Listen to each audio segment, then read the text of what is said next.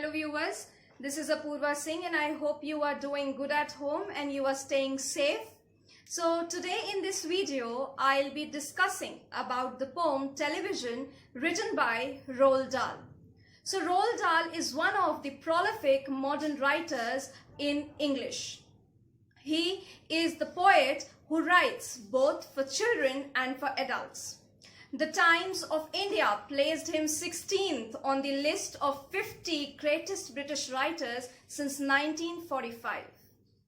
So the poem basically talks about the television sets.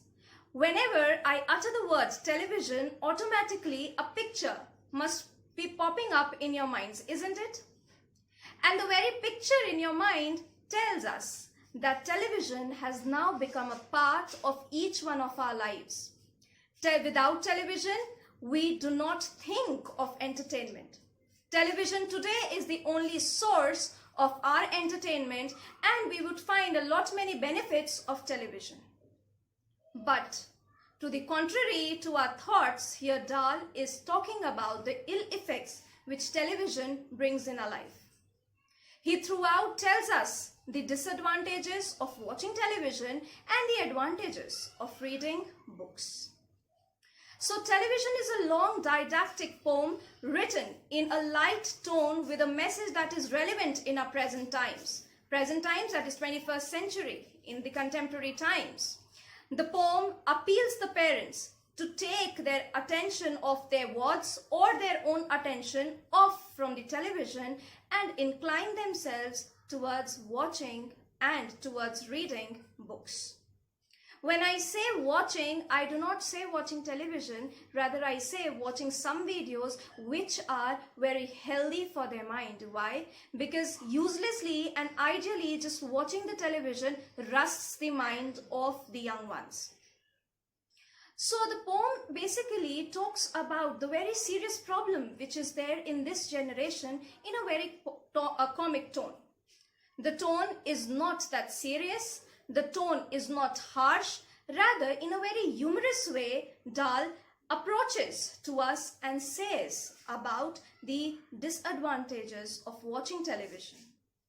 He says us that television is an idiot box.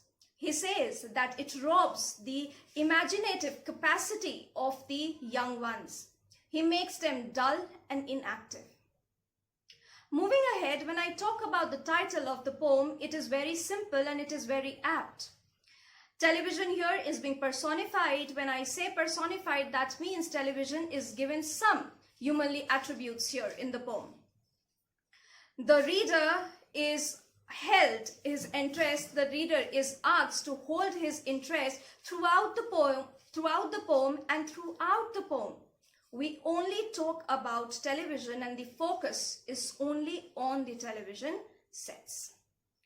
So television remains the attention, or it remains the focus of the individual, of the readers here. The poem enumerates several benefits of reading books, and here the poet is found adjectifying television.